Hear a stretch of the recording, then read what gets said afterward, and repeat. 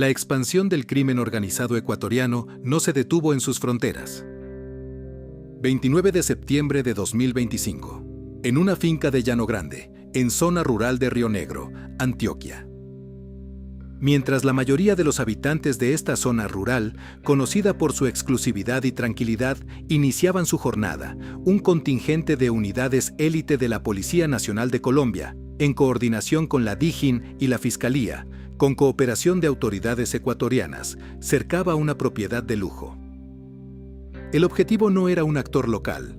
Según el informe oficial de las autoridades, el foco del operativo era un ciudadano extranjero cuya presencia en territorio colombiano había permanecido bajo un estricto velo de anonimato y documentos falsos. El resultado de la incursión fue reportado horas después. Jordman Robinson Suárez Molina, identificado con el alias de El Ecuatoriano, fue neutralizado durante un enfrentamiento armado, según el comunicado oficial de la Policía Nacional de Colombia. Este evento no fue un hecho aislado ni una coincidencia fortuita de seguridad ciudadana. Fue la conclusión de una cacería transnacional que conecta las montañas de Antioquia con los pabellones de máxima seguridad en Guayaquil. ¿Cómo llegó uno de los presuntos cabecillas logísticos de una de las organizaciones criminales más influyentes de Ecuador a refugiarse en una de las zonas más custodiadas de Colombia? ¿Cuál era su verdadero rol en la estructura de Los Choneros tras la declaratoria de conflicto armado interno en su país de origen? Hoy, en el AMPA Bruta, analizamos los hechos verificados, los reportes de inteligencia de la Fiscalía de Ecuador y el dossier judicial que explica la caída de Jordman Suárez Molina. Bienvenidos al análisis frío de la realidad. Para comprender la relevancia de Jordman Suárez Molina, es imperativo analizar el escenario que dejó atrás. Entre 2023 y los primeros meses de 2024, Ecuador atravesó la crisis de seguridad más severa de su historia moderna. De acuerdo con datos del Ministerio del Interior de ese país, la tasa de homicidios se disparó, impulsada por una guerra interna entre facciones criminales que transformaron las cárceles en centros de comando y control. En el epicentro de este caos se encuentra la estructura conocida como Los Choneros. Según diversos informes de inteligencia militar ecuatoriana, esta organización ha evolucionado de ser una banda local a una corporación criminal con conexiones en toda la región. El punto de inflexión definitivo ocurrió en enero de 2024, con la fuga de Adolfo Macías Villamar, alias Fito, de la cárcel regional de Guayaquil. Este evento dio inicio a una cacería internacional que se prolongó hasta junio de 2025, cuando alias Fito fue finalmente capturado. Obligó al gobierno ecuatoriano a declarar el estado de excepción y la existencia de un conflicto armado interno. Mientras el mundo se preguntaba dónde se escondía el líder máximo de los choneros, hombres como Suárez Molina tejían la red de protección en el extranjero. En este marco legal, organizaciones como los Choneros fueron catalogadas como grupos terroristas y objetivos militares. Fue entonces cuando la presión de las Fuerzas Armadas de Ecuador obligó a los mandos medios y altos de la organización a buscar santuarios fuera de sus fronteras.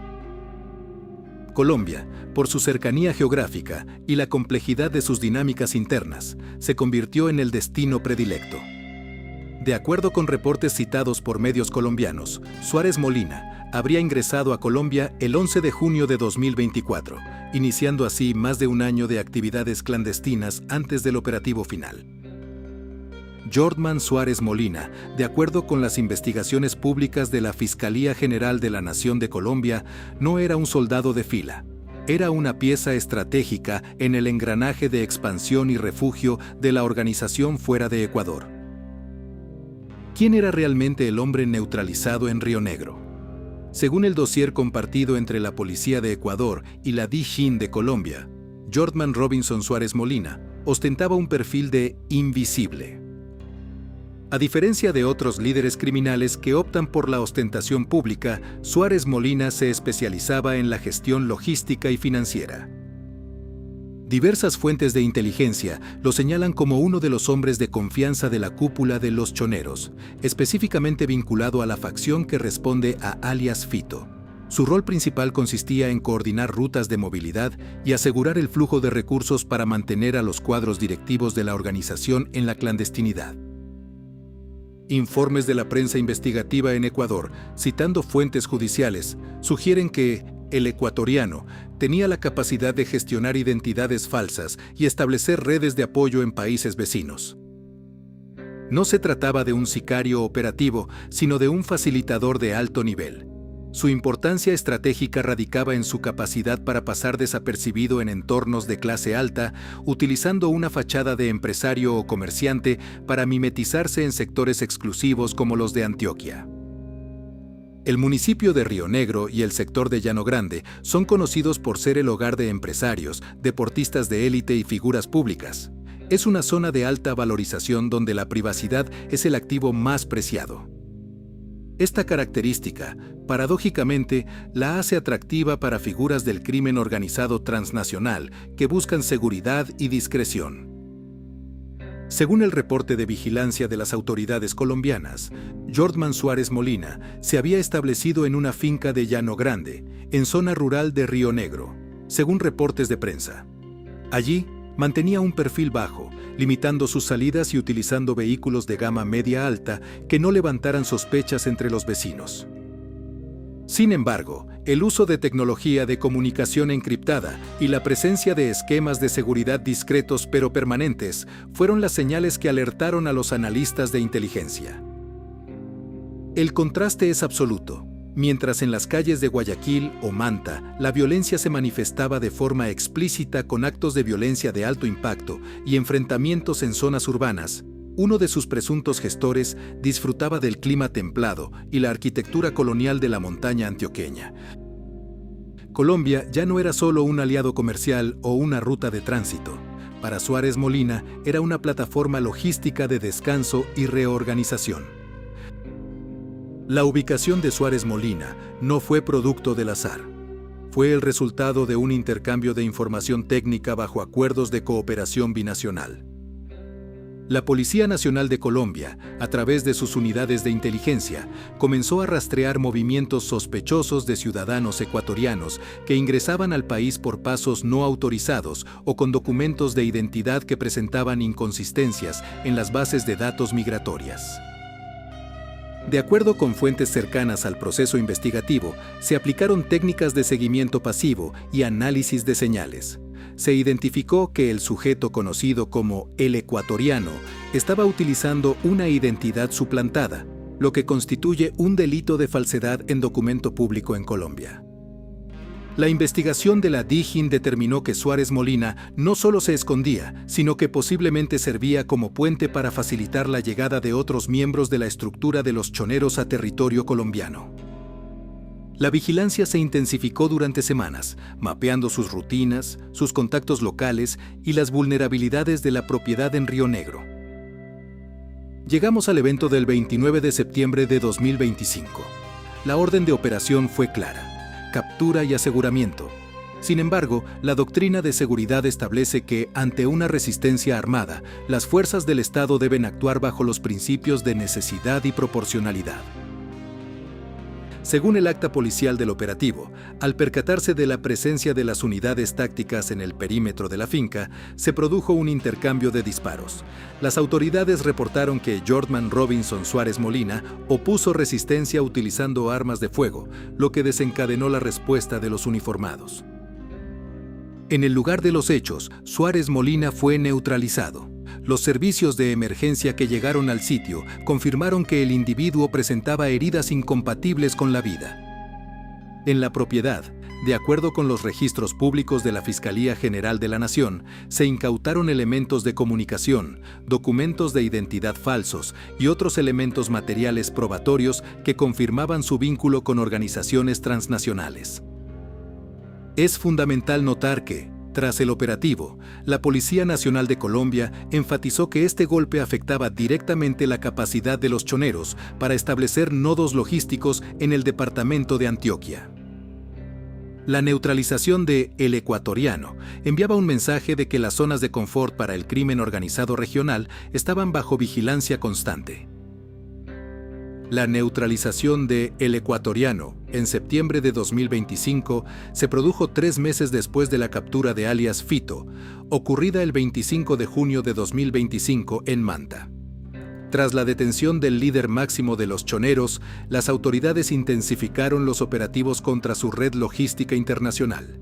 El caso Río Negro no fue el inicio del colapso, sino parte del desmantelamiento progresivo de la estructura que operaba fuera de Ecuador. La muerte de Jortman Suárez Molina abre un interrogante mayor sobre la seguridad en el continente.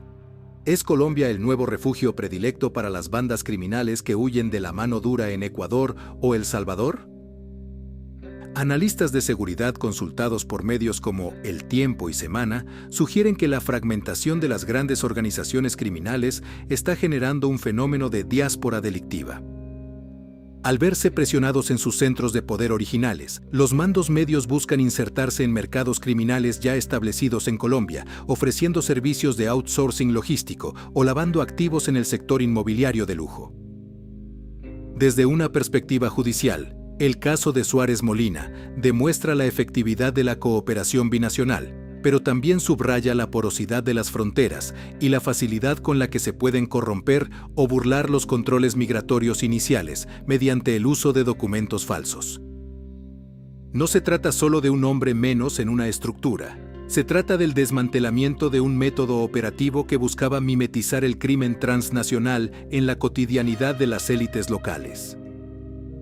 La historia de Jortman Robinson Suárez Molina termina en el suelo de una finca en Río Negro, siendo uno de los golpes más significativos contra la red externa de la organización, ocurrido después de la captura de Fito en junio de 2025 y su inminente extradición a los Estados Unidos.